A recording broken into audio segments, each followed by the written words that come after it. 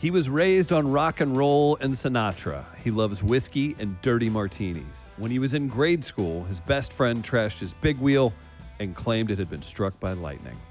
This is Rock on the Rocks with E.T. All right, welcome to another episode of Rock on the Rocks. Chris, you excited for today? After that intro, I think that it's going to be a heck of a time. How are you? I'm good, man. I'm good. I'm actually really excited. The Kii Arens, really, really fun guy that's done so much, and really happy to have him on the show. He's really, I think he's going to be super entertaining with lots of great stories. You've got such an interesting plot in life that I always like to talk about. How did you meet today's guest? So, oddly enough, I was walking our 4 dogs, and we came across a dog on the street with no leash, just running around. And sweet dog, and I called him over, and somehow my dogs, who normally go crazy when there's other dogs, were calm. And I was able to pick the dog up and had a collar with a name and number. And I called, and it was Kii. And he's like, "Oh my God, my dog got out. Sometimes the gate doesn't lock, whatever." And he gave me his address, which was 6 houses away from me. So, but what's odd, as I was walking closer, there used to be like this statue, this metallic, almost like an Oscar-looking statue, but not that vibe, but silver and metallic and not Right. quite looking like, but in that vein, and tall, like human size. So I was like, "Oh my God, it's that house. I can't wait to find out who lives there." And I brought him his dog, and it turns out he's this artist that does tons of album covers and concert posters, and he's been in bands. He's just done so much in and around the music world. So we're hanging out talking, and on the wall was a poster for the Desert Trip show out in Palm Springs, the same people that do Coachella. Sure. And it was, Paul McCartney and Bob Dylan and The Who and Stones. It's crazy 3-day concert. And me and my wife had just gotten back from, like, "Oh my God, you were at Desert Trip too? We were there." He's like, yeah, I was there. He's like, "I actually did the poster." I was like, "That one on the wall, the Desert Trip poster?" He's like, "Yeah." He goes, "I designed it." And I was like, "Oh." So like, somehow I was like, "Well, I did find your dog, and I do have a poster. Do you mind signing me and my wife's?" And I think I did it in a little less stalky way. And he's like, "Yeah, of course." So I ran home, got the poster, he signed it, and we just became friendly. And I kept running into him at events, like music events. And every time we were there, I'm like, "Oh, how'd you get invited?" He's like, "Oh, I did the whatever." I'm like, "Oh, of course." Of course. I snuck in, and he's the guest of honor. So yeah, it's going to be cool. He's got so, like, every time I talk to him, he drops something. I'm like, "Wait, what? You did what?" And it's just another crazy thing. So it's going to be fun. Well, for somebody like that to get you excited about that with all the experiences you've had, it's going to be a great conversation. Yeah, man. He's, what I really want to talk to him about, because I've never really found out what this is. Out front of his house is a giant, I don't even know what you call it. It looks like the Mystery Machine from Scooby-Doo, if you're familiar. Of course. It's like this green, long van with windows, and sometimes one of the curtains is open. It's all 70s, completely plush inside. And I need to find out what that van is all about. I hope you get there. I hope I get to the bottom of this. You're going to hear this kind of reporting today. We're going to get to the bottom of this. Well, but before we bring on Kii, I have one of my favorite bartenders, Jeffrey Morgenthaler, out of Portland, and he's going to come on and demo a cocktail. And if anyone saw the cocktail prior to the show and want to make it with Jeffrey, feel free to, so we can enjoy a little cocktail on the rocks while we talk to Kii. So let's bring on Jeffrey.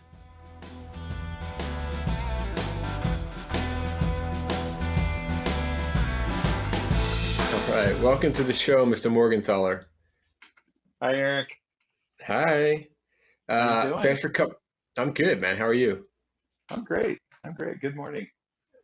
Good morning. Yeah, it is morning in our time right now as recording. So, before you came on, I was thinking about how we met, and it dawned on me that pre-internet dating, we met online.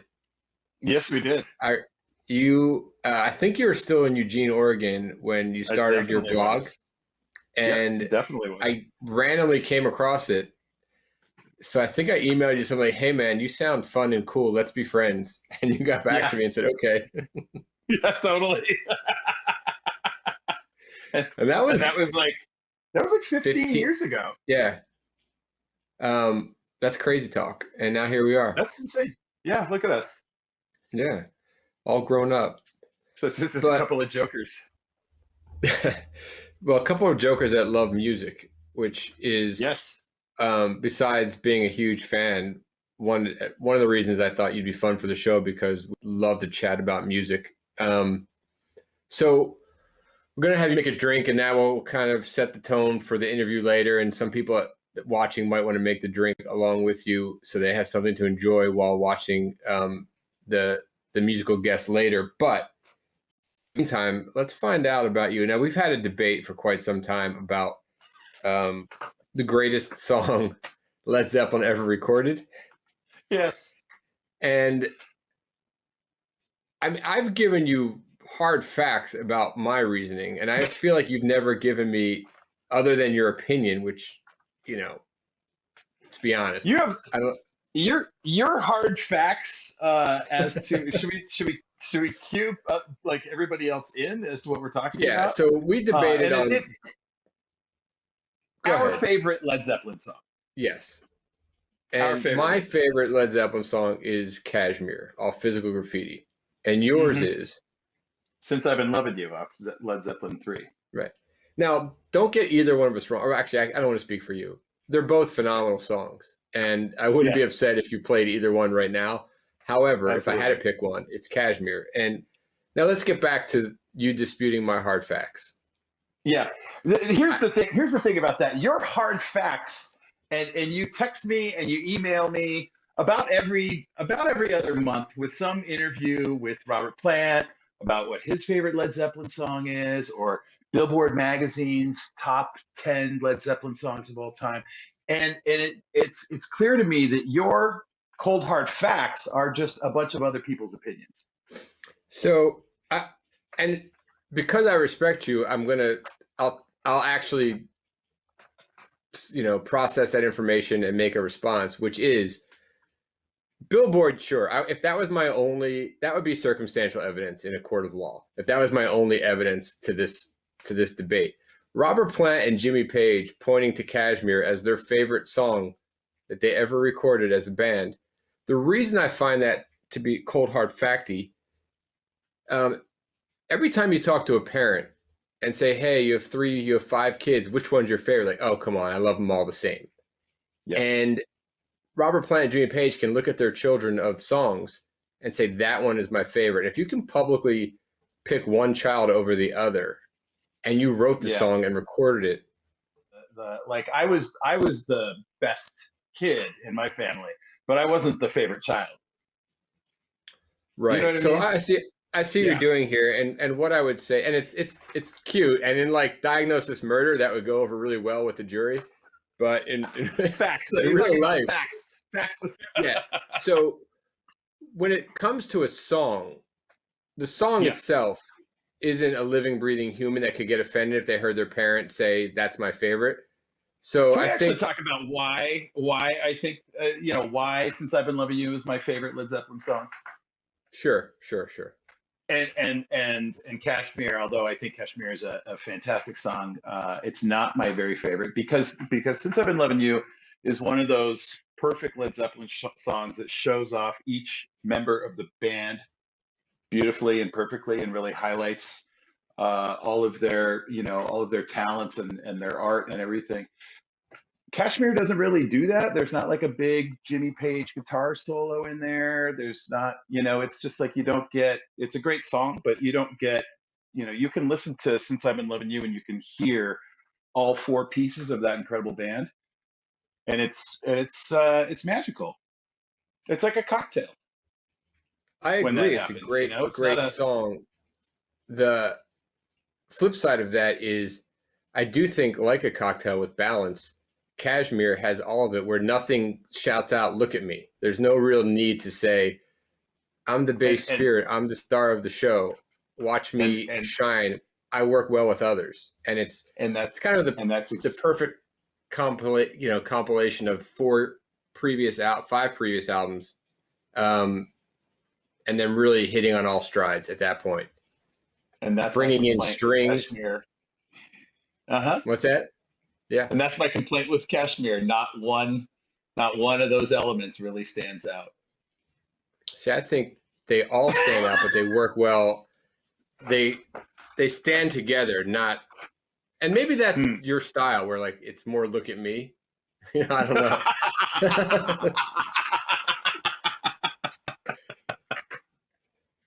But anyway, maybe, one thing I can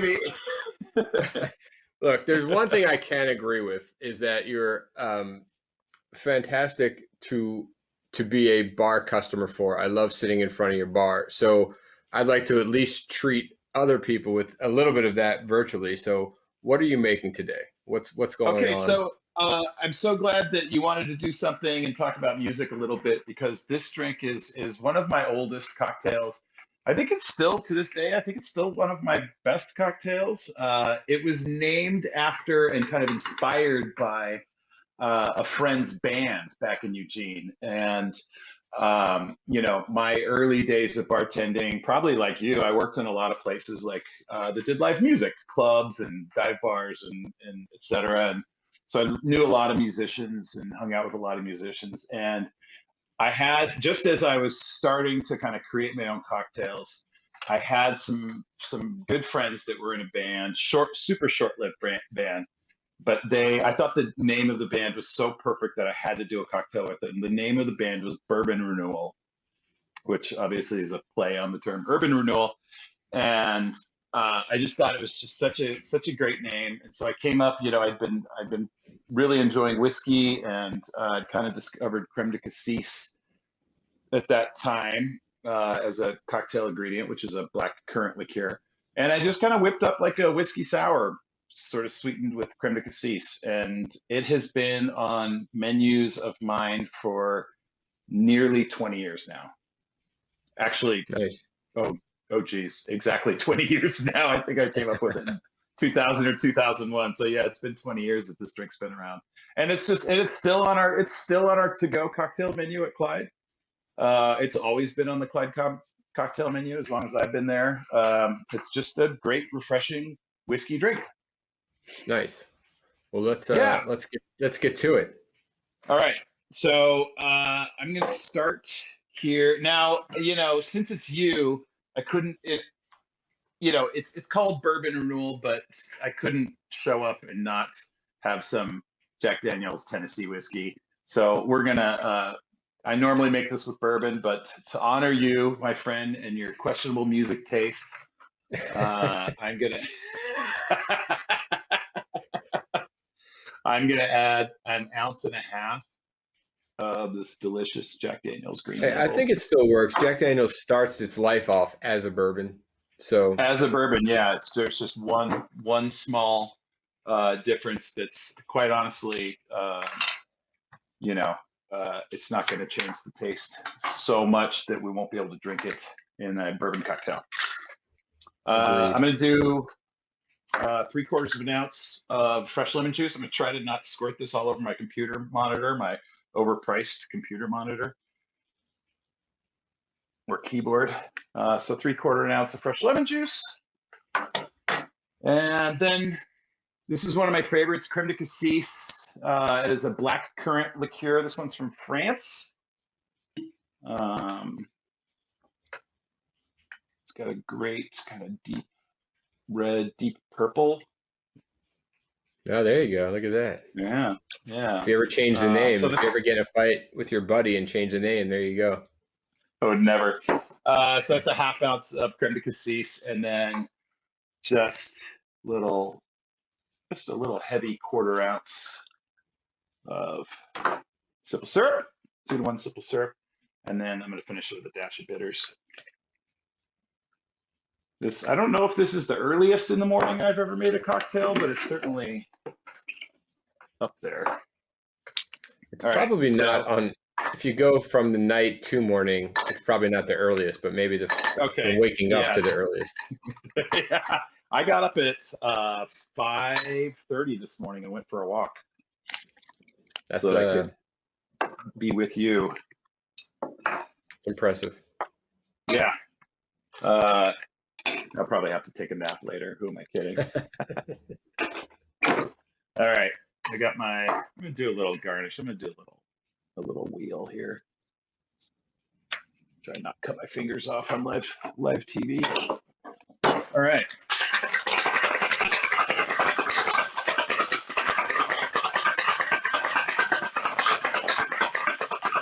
Some people always think that the shaking is the most exciting part. I feel like it's the least exciting part. You know, it's like all the talking stops, and you're just gonna sit there and stare at me while I shake this stupid cocktail. Yeah, I don't. It's really funny when you and I probably started bartending. No one paid any attention to a bartender shaking a drink, and now people it clap. rarely happens. Also, I mean, at least in the bars I worked at, it rarely happened. It was, you know, if I had to get the cocktail shaker out, it was like, oh, where did I put that thing last night? You know? Right. There's also glass, and yeah, it was also glass. Often broken the well right at the worst time. Definitely. Now, this is the only glass I could find, and it's a little large, but that's okay. It's just gonna look a little empty. I'm gonna garnish with a little lemon wheel here. Look at that. Beautiful. Still got it. Still got it. Yeah, look at you. It's been almost a year of not bartending. I still got it. Hey, since I don't want to toast and leave us on, you know, in another argument. Can we agree on one thing? That would you say it's safe to say that Dolly Parton is an American treasure? 1000%. All right, then let's drink to that. Absolutely. Here's to you Cheers. as well, buddy.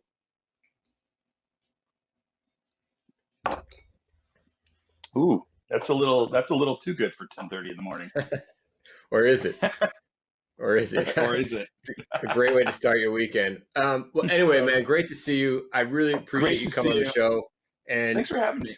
Yeah, always love me some Jeffrey Morgenthaler. So cheers, man, and I'll see you soon. All right, buddy. Lots of love. Take care. All right.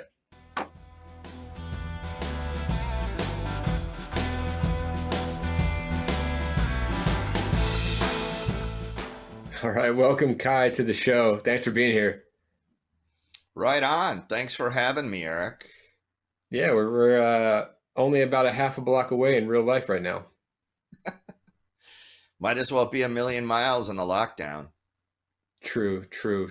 Now, I just told the story to my friend that was on right before you making a drink about how we met through our dogs and then how we stayed friends through music. So I'm excited to have you here to hear maybe some of the craziest stories I've heard that came out of your mouth. Man, I've definitely lived a, let's say, non-conventional life. That's for sure. I would agree with that. Now, we met because we found your dog, but then I discovered that you did the poster for Desert Trip out, the same people that do Coachella.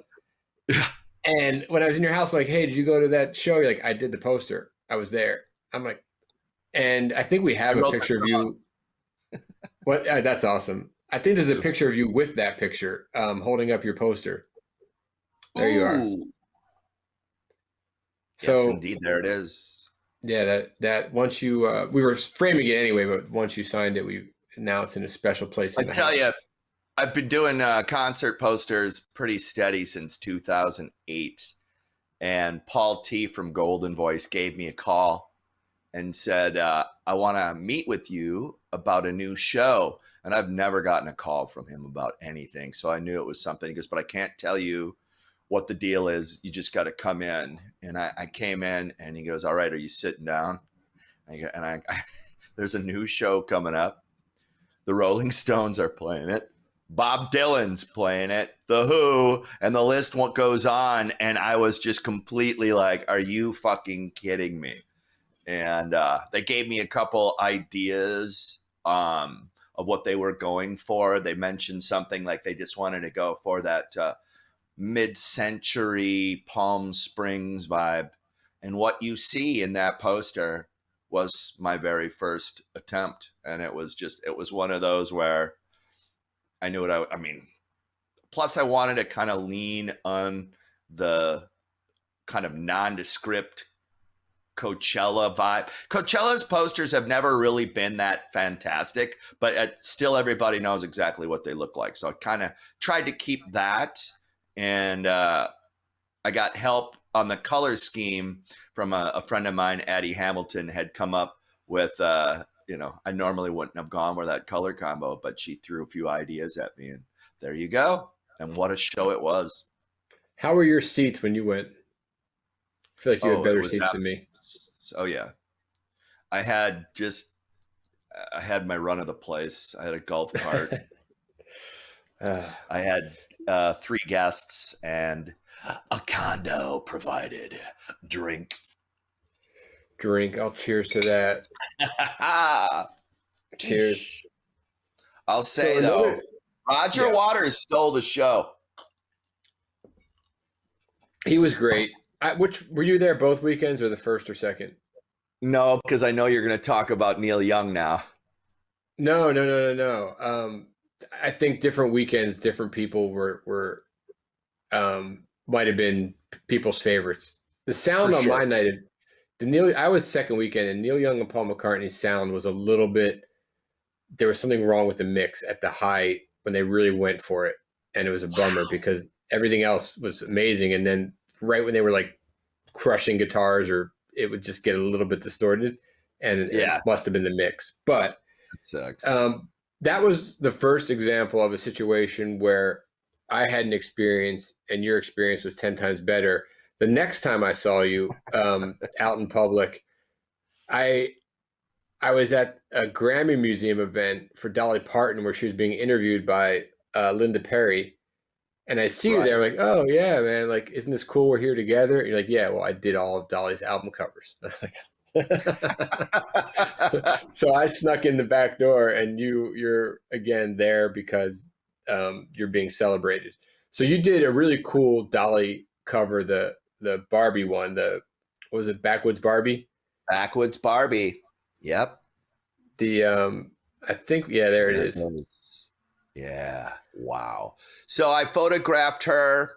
That particular photo was taken at her, I think, accountant's beautiful land. Like he has this, like what you would imagine in Tennessee, with a creek running through it. And this was just like an old dirt road. And I went there 2 weeks in advance, and Dolly's team had literally given me keys to the castle. I went to Dollywood, and I went to her dressing room. I went to the room where she has all of her wigs. Spoiler alert, she wears wigs, even though her natural hair is beautiful. Like she is just a gifted human on this earth. And it was cool because I also got keys to go to her house and see what's going on, the way she lived, like, Jimmy Dean sausage in the freezer. Right. That's hilarious. Yeah, musical instruments open tuned in every room. She loves writing songs. She writes a song a day. That's amazing. That's what she's a hero. I mean, my wife and I love her. For one of the stocking stuffers for my wife this past Christmas, I gave her a tank top that said, "What would Dolly do?" Because I feel like Dolly always does the right thing, and that's amazing. So you didn't just do the album cover. I think there's a photo of you and Dolly hanging out that we have. So you've met her more than once, I'm taking it? Yeah, I've probably met her about 5 times, and shared a few phone calls too of inspiration for various album covers. The photo you're looking at there was a photo shoot that I art directed for a sorely underappreciated album called Dumplin', that was produced by Linda Perry. The powers that be with Dolly combined what Linda had made as original music and some other songs into what was kind of a holiday movie. If you would have taken just the new songs that were written and released it separately as an album and pushed it as the brand new Dolly album and not something that was going along to a movie, I think it would have won album of the year. Her and Linda just locked horns, you know. I don't think anybody had ever told Dolly to try singing that part again because you're sharp or flat. Right. I mean, you're never going to tell Dolly she's flat, but that's another story. That's not appropriate. But you know, Linda was so sweet to invite me into the recording studio on those sessions, and I sat in the back of the room and I just listened to them record these songs. Oh my God. There's a song called Push and Pull. I'm getting goosebumps right now thinking about it. And when we were in the room listening to the instrumental of it, Dolly just starts singing this fucking beautiful song. And I didn't really think about it, but I started singing this harmony, and she turns around and I'm like, oops, ooh. And Dolly just goes, "You have a beautiful voice, Kai. I didn't know you sang." And I'm like, oh my God. And like right now I said, I've got goosebumps. And she goes, I got goosebumps on goosebumps. So there's a bunch of great stories, you know. You have too many. Now before all of this, I feel like, so your brother was in a band, and is this true? I know you said it, but it sounds too fake to be true. At 16 years old, you opened for Twisted Sister and Ronnie James Dio as a mime. Yeah, there it is. That's really you. Yeah, you know what? That's breaking all the rules of a mime. My brother's band at the time was called Obsession, and this is 1984 at Navy Island. Twisted Sister was on the Stay Hungry, and I think Dio was the Last in Line tour. And the concert was delayed by like 3 hours because no one knew where the Holy Diver was. And it was 84, so you couldn't just pick up the phone. But all of a sudden, the tour bus just showed up. It turned out that he had started heading to the next town instead of going to St. Paul. Like he was on his way down to Kansas City, and then found out they fucked it up, and they had to turn around and come back and do the show. And it was 100 degrees out. So people were just pissed. 3 hours late. Can you imagine fucking standing up? And all of a sudden I walk out dressed up as a mime, skinny as fuck. I've got a prop. Mimes don't use props. That totally defeats the purpose. On top of it, I was lip syncing to a slowed down version of the dictionary definition of the band's name, Obsession. And I'm like, obsession to consume one's mind. And I'm like, fucking bottles are being thrown at me. I'm like, shit. I mean, I was still psyched that I was there. And I can say that I opened up for Dio as a mime. But at the time, I was actually a pretty big Twisted Sister fan. I wish I still had the pink tour shirt, the cutoff sleeveless one, you know? Right. That's pretty amazing. So now did they just say, hey, go do something, or did you have some mime training prior to that? It was my brother's idea from beginning to end. So he's just like, hey, my kid brother, just go do this. You're like, all right. I mean, he also took me to my first concert in '79, which was Judas Priest and Kiss. He always kind of like put his arm around me. And then when he got signed, when he was getting all these major labels coming out and checking him out, because he was kind of the new hot shit in '94 with this video cover of My Generation. All of you, I suggest go to YouTube and watch Flip with 2 P's, My Generation. I wasn't in the band at the time, but it got a lot of attention because all of a sudden it ended up on 120 minutes. So there's backup vocals and stuff that were on these recordings, and so he asked me to join the band. Plus he knew I could do all the artwork and shit, so it was like, right. You know, so it was a dream for me. I had given up being a musician basically because I always thought he was too talented for me to go in that direction, and that's why I went into art as hard as I did, I think, and radio. all the things that have to also do with music and the world that brings you. It seems that everyone that I'm like in love with or obsessed with, you've had contact with in your life. And when I discovered this, I was like, oh man, you did an album cover for Glenn Campbell. Oh yeah.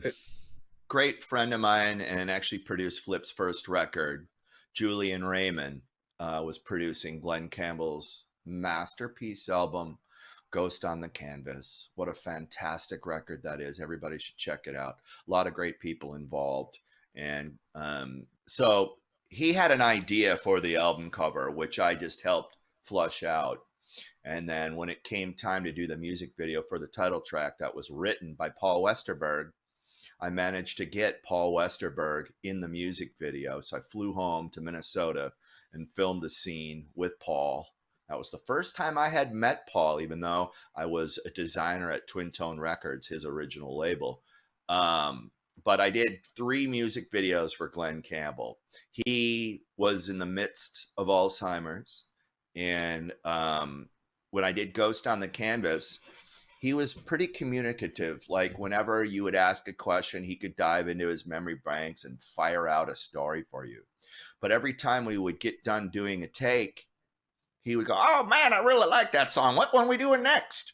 And I'm like, well, Glenn, we're doing Ghost on the Canvas in the key of G. And he goes, oh, great. Like at the end of every take. So when you have Alzheimer's, as you know, he doesn't realize he's asking the same question every time. And when it came time to do, but I also must say they were just about to begin a tour, right? He did 152 shows with Alzheimer's and his family backing him. And the music was keeping him going, and he was really a happy man. So they hit me back and they said, hey, we're going to do another video, but let's make this one be like, the ode to this is it. This is his last video. And then I did A Better Place, where this time I pre-recorded an intro. It was like, ladies and gentlemen, this is the one and only Glenn Campbell singing A Better Place in the key of C. So I would never have to like embarrass him or re-announce it. I had it like, and he had done a million TV shows. So that guy's ready to work, right? So when he hears his cue, he just gets up in that spotlight like, boom. I was so impressed and became good friends with his whole family. And then we did one more video for Hey Little One. And I turned that video into a love letter to his wife, who had to deal with a lot of stuff with him. And if you want to check that out, Hey Little One, you'll find it on YouTube. Yeah, for sure. That's it's amazing. A great version of that song. What a cool experience to have, because he's done so much, and then you got to be a part of, his life at some point and have those experiences. So that's amazing. Thank you. I don't think I drink in the riches of these experiences as much as I do. So an interview like this makes me feel good. Well, I mean, I think they just keep happening. Your life keeps drinking the riches. I think it just keeps happening. You don't stop to be like, oh, holy shit, that just happened. Very true. Now, I drive by your house quite a bit because I make that turn a little bit down Ventura and loop back around when I'm driving. I know why you drive by my house. Yeah. So you have basically the Scooby-Doo Mystery Machine parked out front of your house. Well, yes. I mean, at first I'm like, who has that? And then I realized how close it was to your house. I'm like, oh, it's Kai's. Where did this come from? Minnesota.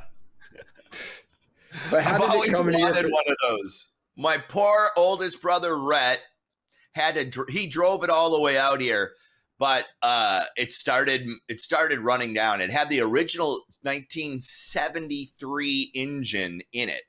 And the one we're seeing on the screen right now is not, it's the same vehicle, but the one that I actually have, you'll be able to see in my episode of Life of Kai.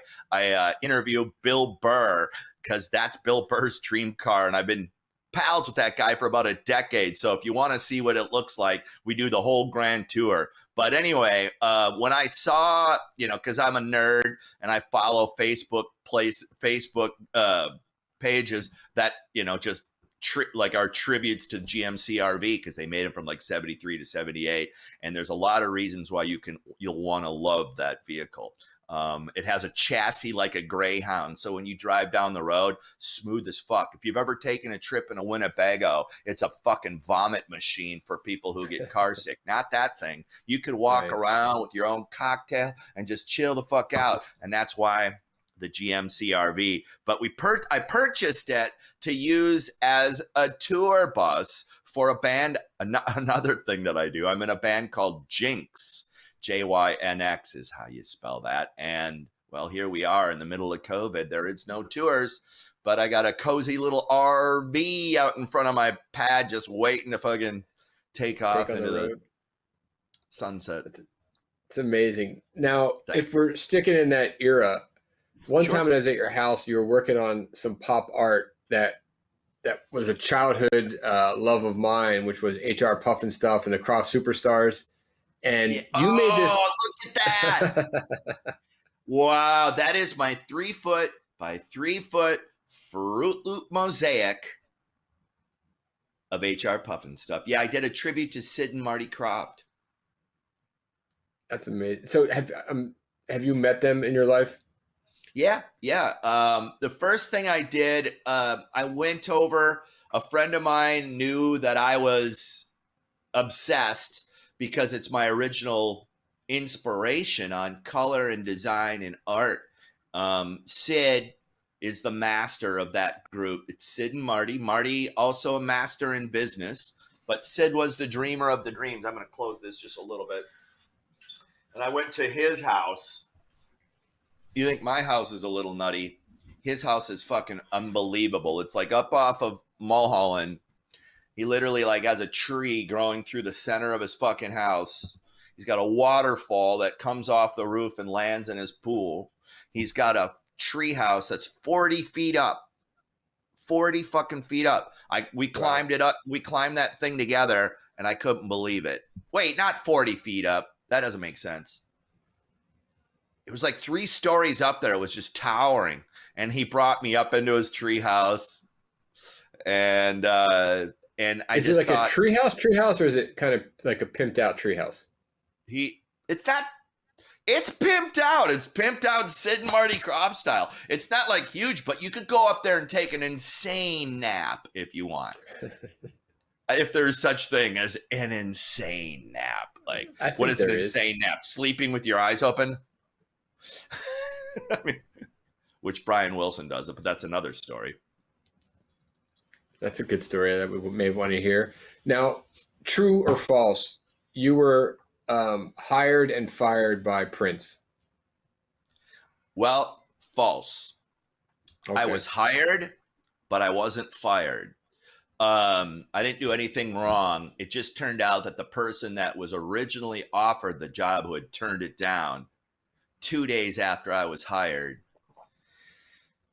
Can you tell it still fucking bothers me? Like, it was right when he changed his name to the symbol. And I remember walking into the office and they go, "Here's your office." And I'm like, yes, let's do this. And Paisley Park Records was starting to sign 1 million bands, none of which ever had any success. Name your favorite band besides Prince on Paisley Park Records. Couldn't do it. Right? You can't do it.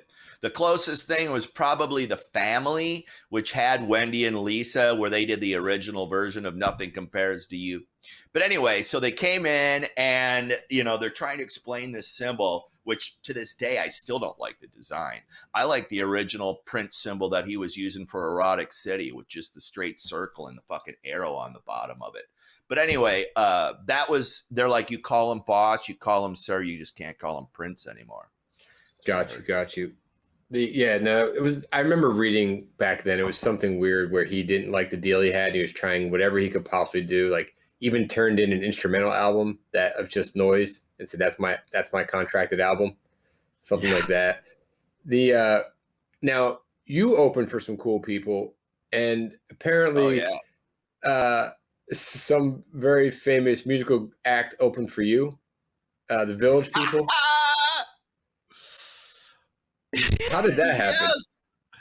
Oh, 2008 or 2009, my friend Shannon Cornett was head of the promotions department at the Hollywood Bowl, and they were doing a disco night. And I was a DJ for like a decade, and I was obsessed with karaoke. Even my name in Flip was Chia Karaoke. So she goes, we need someone to host a karaoke sing-along at the Hollywood Bowl. Will you do it? And I'm like, are you fucking kidding me? Immediately, I was so fucking nervous. I was like, but I couldn't say no. This is my only opportunity to play the bowl, right? Beatles played the bowl. I'm going to play the bowl.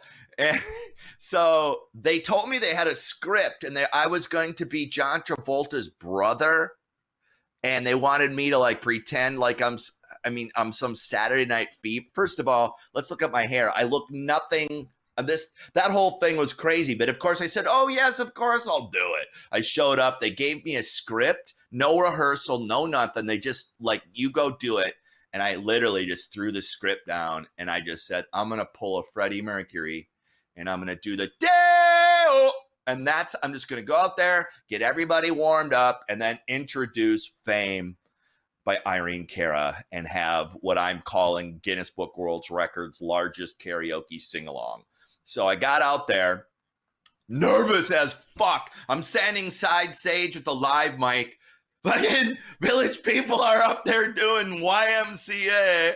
And I'm like, oh my God, I'm going to be next. So I came out there and I said, ladies and gentlemen, the Village People, how great was that? You know, and I said, right now, we are going to attempt to break a Guinness Book World Record of the largest karaoke sing-along. I'm doing it way better right now for you than I did then. But I was talking a little slower, and I was getting kind of nervous. But my buddy Jeff Ross gave me some advice. He goes, if you get nervous, just look down at the crowd and look at one person just sitting there with their popcorn, and you go, that's you. That's you. It's the same person. So I saw this huge schlubby dude sitting up front, and I looked down and I'm like, yeah, they're just fucking sitting there. This ain't no thing. So I grabbed the mic and I said, let me hear you say, Deo! And I fucking put the mic out, and 12,000 people immediately just hit me back. Everybody was having a blast. The fucking Village People just performed. Everybody goes, Deo! And that feeling of 12,000 people singing at you, that you controlled that, I got dizzy. Like I literally like freaked out. And I'm like, I did it again. And I held it out longer, and I did it. And when it came back, I was like, okay, let's roll the song, let's sing. And I was just after that, I was fucking a piece of shit. And then I got off stage, and the woman who was the boss of the woman who had hired me looked at me like, this. That's not the script. And I'm like, you gave me a script right when I showed up. When I'm supposed to memorize this shit? Do I look like John Travolta's brother? That's wow. So you played the bowl. That's amazing. I played the bowl. And the Village People opened for you. You're getting a lot of good stories here. Yeah, and so I appreciate this. I love the homework you guys have done.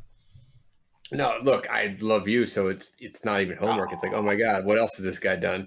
So one thing that was really cool, the band, I don't have a vast relationship to this band, but I love the poster. I thought it was really clever. Actually, before we get to that, and we're talking about the Hollywood Bowl, John Williams, you did some posters when he did the Hollywood Bowl. And yep, I've been doing it for years. I mean, and you did that's a really cool poster for the bowl. Thank you, man. If anyone knows the Hollywood Bowl, that's kind of what it looks like. And then you incorporated some of John Williams' iconic music into the art. The next one I think is, when I saw this, I was like, drop the mic for Kai. Like, so good. It's so clever. Oh, I remember. So I have an art gallery called La La Land on Santa Monica Boulevard, and I lived there for 9 years. And I was just at the tail end of living there right when I created that poster. And I remember sitting up in my workspace, which was kind of elevated up above. If you go to lalalandgallery.com, you'll see it. It's kind of cool. It's like this curved walled, multi-level, weird little mushroom staircase that my father built back in 2004. But it was one of those times where I just had that aha moment. I was staring at a picture of the Hollywood Bowl, and I was thinking Jaws, and I went, oh my God, the multiple layer of teeth that is in a shark's mouth. Let's go. And literally probably in 15 minutes, I was done. They were probably so friggin' happy with you when you turned that in. You know, another thing about that poster too is I got lucky that Jaws, 4 letters, right. You know what I mean? Starts with a J, yeah. Yep. Yeah. That one, I love it when people send me pictures of that hanging on their wall. It's so good. It's so good. Another one I thought was super clever. You did a concert poster for the Hold Steady. Yeah. And in order to hold steady, Heroes of Minneapolis. Yeah, but obviously that game is all about keeping your hand steady. So very clever. Yeah. I mean, I'm very lucky. I've always super creative. Thank you. But I've always been an armchair quarterback to rock and roll and pop culture that always asks the question, how can we make this better? You know? So when I'm thinking about a band, and I really like the Hold Steady. He's like this brainier version of an alt Bruce Springsteen, or these rapid fire lyrics coming at you. And being back in Minneapolis, I always saw that nerdy dude cruising around with a bunch of new fucking bands. He was always at the Twin Tone building, etc. But yeah, that one made perfect sense. Yeah, super cool. You know what's funny though? Yeah, what? I totally forgot about the idea that you have to keep your hands steady. But that probably was my original inspiration. It had to be. I mean, yeah. Come on. There's no. I've done over 500 posters. It's hard to keep up. Right. I'm going to give it to you because I feel like everything you do is super creative. So I feel like you would have. There's no way you didn't make that connection. No, there is no way. Now, whenever I have a chance of 6 Degrees of Led Zeppelin, I'm going to take it. Great. And you did a poster for them, Crooked Vultures. Oh. Right? So you did a poster for a band that consists of the bass player for Led Zeppelin. Yeah. Did you get to meet John Paul Jones? A couple of times. So that was the second one that I did for him. The first one I did was their debut show at the Wiltern. And I intentionally showed up with my posters during sound check. Like, if I get a chance to check out a band sound check. If you're an advice to a poster owners, if you need to deliver day of, go around 5 o'clock. That's usually when sound check's going down. So there was the sound guy, Dave Grohl, Josh Homme, and John Paul Jones on stage. And I'm walking down one of the aisles with my poster. And Josh, leader of the band, fierce leader, amazing talent. Probably one of the more he's sung, but he's one of the more unsung heroes of rock and roll. Yeah, I would agree with that. So I'm holding up the poster, and through the Wiltern speakers, Josh is on the mic on the stage, and I'm looking up, and he looks over at John Paul Jones on the mic and goes, "John Paul Jones, I'd like to introduce you to Kii Arens." And I'm going, oh my God, through the loud system, I'm like, hi. You know? And so that was the first time I met him. And then went to the concert, which was phenomenal. They were brutally, that record's, supergroups normally suck, but that one doesn't. And met him that night, just had a couple brief conversations. But the cool thing about the whole Them Crooked Vultures thing for me was, originally I was called in to design their album cover when they were originally called Caligula. And there was some other band that had that name. I actually wish they would have been called Caligula. But and when so I started designing all these crazy Caligula designs with the zipper and the eye, and I made this fucking crazy design, and it ended up changing it to Them Crooked Vultures, and I was literally like them Crooked Vultures? But when I went in there and he gave me the sneaky peek, listen to the record, I was like, I couldn't fucking believe it. I couldn't keep my mouth shut about it. And still, I still can't. Yeah, it's a great one. That was a great one. So what was this for that you designed this for? This was an art show that Warner Brothers, the record label, had put together, and they reached out to a bunch of different artists, and everybody got to pick their favorite artist on Warner Brothers. And first thing I went for was Prince, but Prince was taken. I still hadn't designed anything for Prince. And then immediately I went, Van Halen. He goes, no one's got Van Halen. I'm like, what? Yes. So, I'm a big constructivist art fan. And in fact, as a child, I discovered these old Russian fonts that are thick and angular, etc. And that's always been in my mind. So that's kind of where that design crosses over from the Van Halen stripes into that notebook where you rub it on the eraser. I still have that original somewhere in my storage space of that notepad. I would preserve that. So what you was didn't really weird, Warner Brothers actually didn't have the permission from any of the artists that they had made posters from, and Van Halen tried to put a stop to that poster. Oh, shit. Mm-hmm. That's Rightfully crazy. so. What the fuck was the label doing thinking they had the rights to do that? But everybody who asked was like, yeah, Warner Brothers is asking me. If they're asking, I'm sure there's no problem. Right. But eventually they worked it out. And then you met Eddie, right? Yeah. Outside Arts Deli. Yeah, 2 Valentine's days ago, basically, I was having a show I did with Val Kilmer. It was Valentine's art show, the Valentine art show. And awesome. As I was putting the stickers up in the window for the show, this fucking blue Maserati comes flying in. And it was like fucking fast. I'm like, whoa, who's driving like a dick? And out of the Maserati comes the fucking valet dude from Arts Deli. And I'm going, hey, and he's the best. I'm like, I guess, dude, if I had a chance to drive this fucker, I'd be doing it too. So I'm like, amazing. He goes, yeah.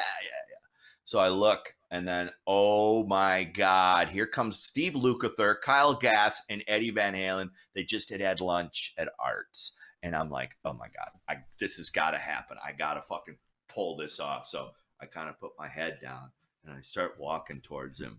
And as I'm walking towards him, Lukather and Gass do the block. I'm like, oh God damn it. I get this. So I walk around them and I come around to Eddie's side and I'm head down again. I've got my hat on, clearly. And I'm walking up to him. And I go, I'm sorry to interrupt. I know you're waiting for your car. But I would be really bummed if I didn't take this chance to tell you that you're my all-time favorite guitar player. And I've just, since the first note I ever heard Eruption to right now, you're still little guitars. And I started talking. And then I said, and something really exciting, your last show at the Hollywood Bowl, I designed the poster for that show. And he goes, are you kidding me? And he goes, are you kidding me? I've got that poster hanging in my bedroom. And I went, yes! So he had my art framed in his bedroom. And that was my moment. And I made some joke about Lukather's haircut. And that's why he's laughing right there. Because I said, nice, good hair day. Plus I knew who the other 2 dudes were. I wasn't being a schlub. And he was cool about it. He was just super fucking appreciative. He loved my art. And that was my blessed moment with Eddie. So how amazing is that? We grew up probably having Van Halen posters on our wall. And now flash forward, Eddie Van Halen has your poster on his wall. Oh, wow. All right, I'll leave that one right there. That's hot. Nice. Hot. Well, let's just leave it with you rocking out. There's a great picture of you with your guitar on stage. Oh yes, nice outfits. Yeah, that's amazing. Custom amps, and then the flying V you see there. is Yes. right here. This was Oh. what I purchased with Flip's original, like, when you got the record advance. I don't, but sure. Yeah, go ahead. I bought this in Seattle in '96. It was actually the guitar for the original guitar player from a band called TKO, which was an amazing band. Anyway, that photo you saw there was a Flip reunion show live at First Avenue. That's about That's 5 years amazing. ago. Well, I feel like meeting Eddie Van Halen and showing you rocking on stage is a good place to say thank you so much, Kii Arens, for coming on the show. And where can people find you? La La Land, your gallery in West Hollywood. Where else? What's your Instagram? Yeah, my Instagram's just my name, Kii Arens, KIIARENS. But I encourage everyone to check out my brand new show called Life of Kii. I've done interviews with Mark Mothersbaugh from Devo, Paul Frank. I did Aisha Tyler, Marianne Williamson. Great thing on Sid Croft. And the next episode that I have coming out in 3 weeks is Bill Burr and an amazing new musician called Mono Neon, who is actually Prince's last bass player. So Life of Kii on YouTube. Everybody go to YouTube, and it's brand new. Please subscribe to my channel and enjoy. I think you'll really fucking love it. It's Saturday morning television for adults. Awesome. Thank you, Kii. I'll see you in the neighborhood. Eric, peace. Take care. Thanks for saving my dog. My pleasure. Thanks for tuning in to Rock on the Rocks. Be well, be kind, rock on.